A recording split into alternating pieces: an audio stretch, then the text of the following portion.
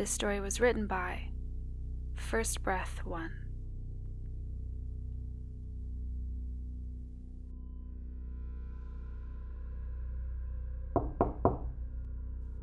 Matt, do you hear that? Someone's knocking at the door.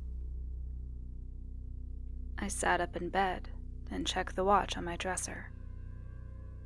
2:15. The wind has a way of making the most innocent sound suspicious.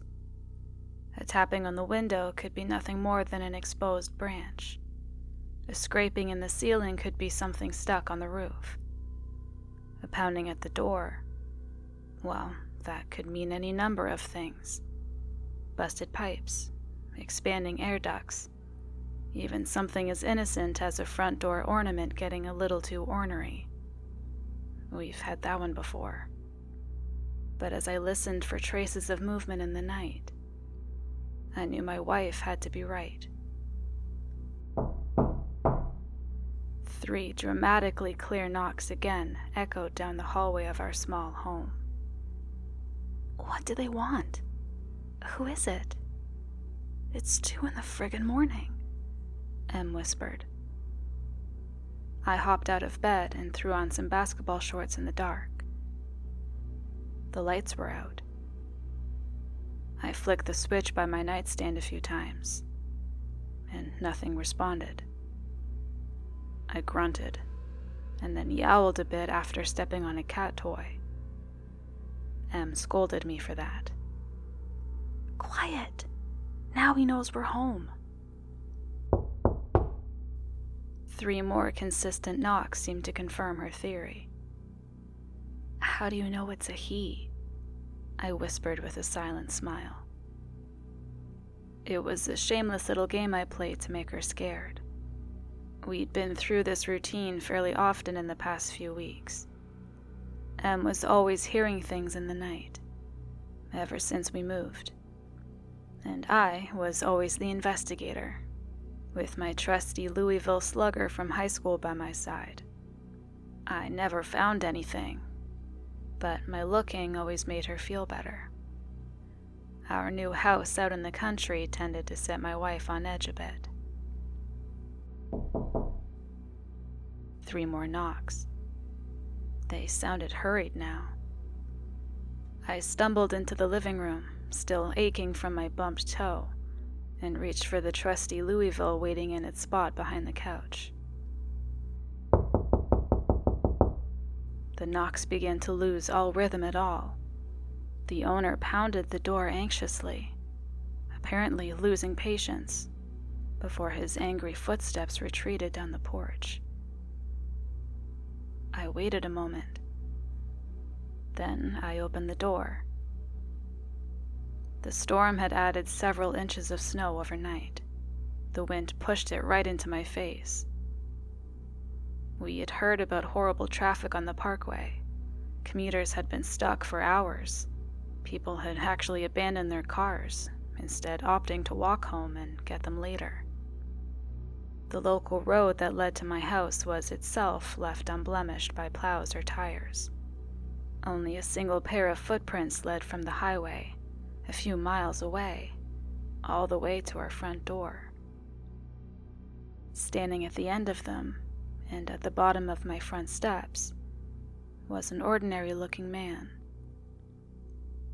I couldn't see most of his features at first. He wore a heavy black parka, with a dorky feathered hood on the top, shielding his head from the wind.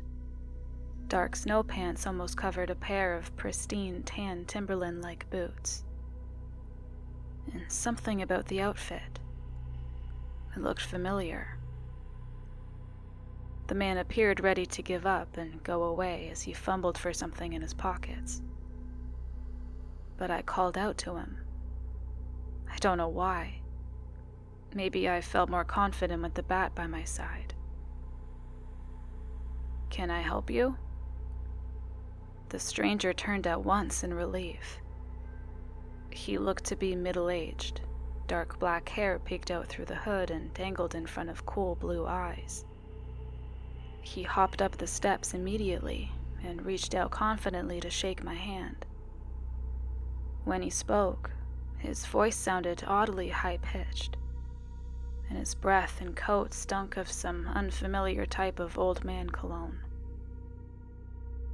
"Oh, thank God! Thank God for the Good Samaritan. Sir, my car broke down on the highway, a few miles from here. The engine's dead. My cell phone is out of battery. Fucking technology, right? I'm from out of town and I don't know my ass from a back road out here. I know it's late, and I know how this must look, but would you mind if I stepped inside and used your phone?" I looked the man up and down uneasily. He seemed harmless enough, but if my older brother taught me one thing, it's don't trust a strange man in your house after hours. I tried to think of a way to let the stranger down easy, but instead, I opted for the truth. "Our phone's dead. The power's out here. Sorry about that." He looked wounded, and that definitely stung my confidence a bit. He turned to stare helplessly at the acres of empty, untouched snow before him. 7 or 8 inches had stacked up in some places, and the plows were nowhere to be seen. The town was almost always woefully unprepared for unexpected storms, and the man's lack of options quickly became apparent. "Okay, guess I better get walking." I felt a brush of satin before my wife appeared by my side. "You could stay here a bit, sir, until the power comes back." I pushed the door back a bit and whispered angrily at Emily. "What are you doing? We don't know this man." "So what? He's stuck. It's all over Facebook. The highway's still backed up. This is something my dad would do. Sneak out of the house during a storm for some fast food or something. Plus, you heard him. We're the Good Samaritans. Just like the Bible." Great. Somebody started to take church a little too seriously. I tried to disguise my groan before throwing the door back open. "So, how about it? You can sleep on the couch until morning, if you like." The man nodded graciously and pushed himself past me. He immediately began pulling off waterlogged clothing in our hallway, and upon closer inspection, all of it appeared to be about 3 sizes too small. But I thought nothing of it at the time. "I will go throw these in the dryer," Emily offered. "I'll run it when the power comes back." She disappeared down the stairs as the man made himself comfortable on my couch. He pulled out an old cell phone and stared down in surprise. "Got a towel?" he asked me, pointing to the sopping mess accumulating on our wood floors. "Or some clothes?" I ran into the bathroom to search the closet for spare towels. Something about this man's arrogance annoyed me. Here we were, allowing him into our home in the middle of the night, without suspicion, and he was already barking orders. I found an old rag buried under a basket filled with mascara and pulled it loose. When I came back outside, the stranger had stretched his long legs fully out on our couch. "You know, that's a pretty sweet wife you got there," he giggled as I wiped up the mess. "Pretty sweet indeed. Wish I had one that sweet." The words made my skin crawl. Emily waltzed up from the basement in a hurry and smiled happily to both of us in the living room. "Sorry about that. Hopefully the power comes back soon." I wanted to say something to her, but not in front of the creep. He stared at her like a dog eyeing a brand new bone. I suddenly noticed the shorts she was wearing. I noticed the lack of a bra. We were just in bed, after all. and the stranger seemed to notice too. "Say, honey, do you work out a lot?" he asked. My wife blushed and covered herself apologetically. She always looked for the best in people, and she had heard her fair share of inappropriate jokes in the day. "Oh, I should put something on. Excuse me." I moved to follow her into the bedroom as a familiar jingle danced its way towards the couch. "Oh, look at that. You've got yourself a fat cat." My tuxedo kitten, Figaro, hopped happily onto the couch and into the man's outstretched arms. He purred at the attention from such new and strange company. The man happily allowed his face to be licked and pawed. He reached out and snatched Fig up in his burly arms. "Yeah, he's a good boy," I explained awkwardly. "Loves attention." The man smiled a toothy grin in my direction as he offered generous pecks to Figaro's confused forehead.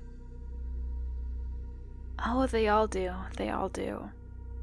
And you know, they say cats are one of the only animals to prefer human interaction to food. They tested it in a lab somewhere. Fuck if I know. But trust of man is built into most house cats' basic instincts.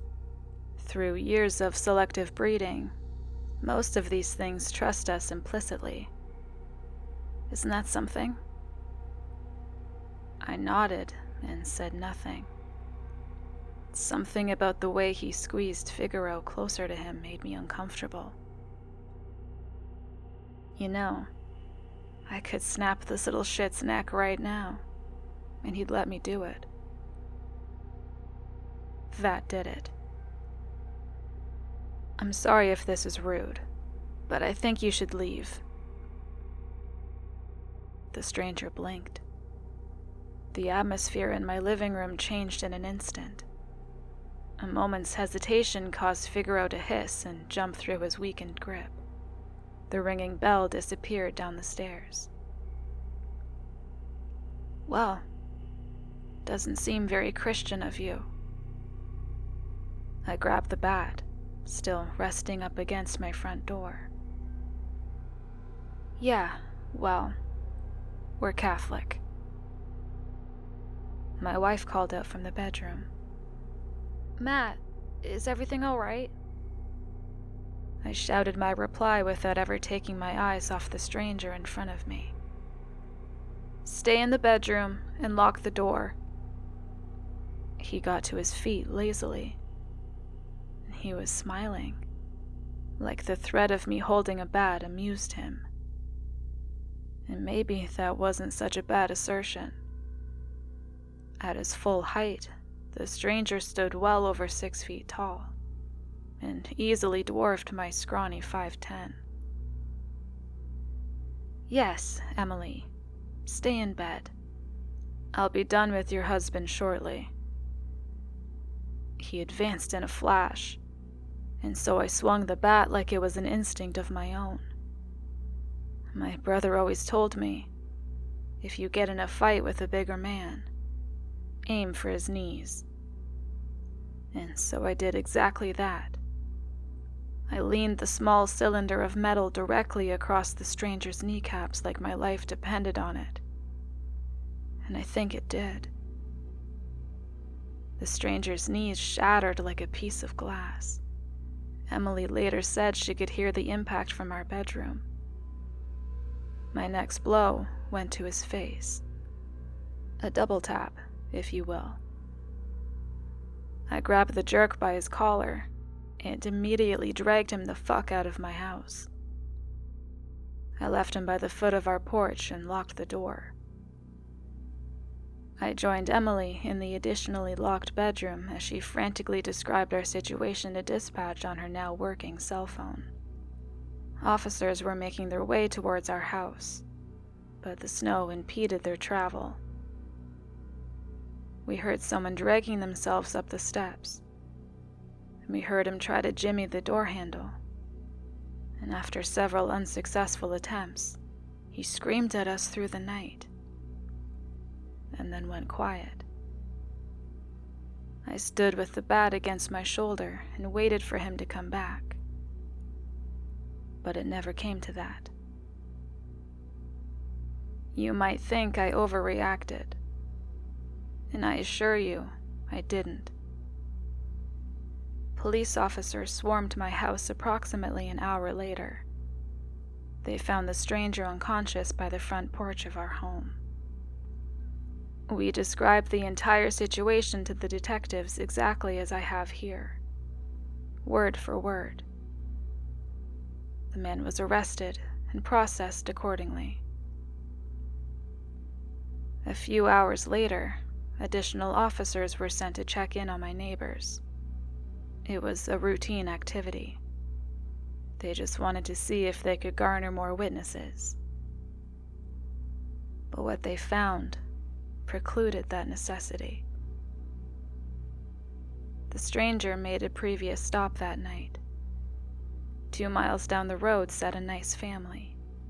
Husband, wife, 2 young daughters around my sister's age. One of them worked at the local coffee shop. We had met her a handful of times.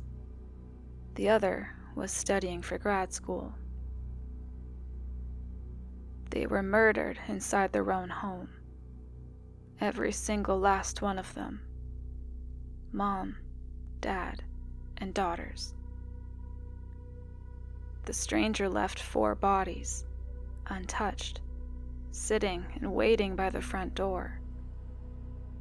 The only items missing from the household were one daughter's snow clothes, a black parka, dark pants, and tan Timberland boots.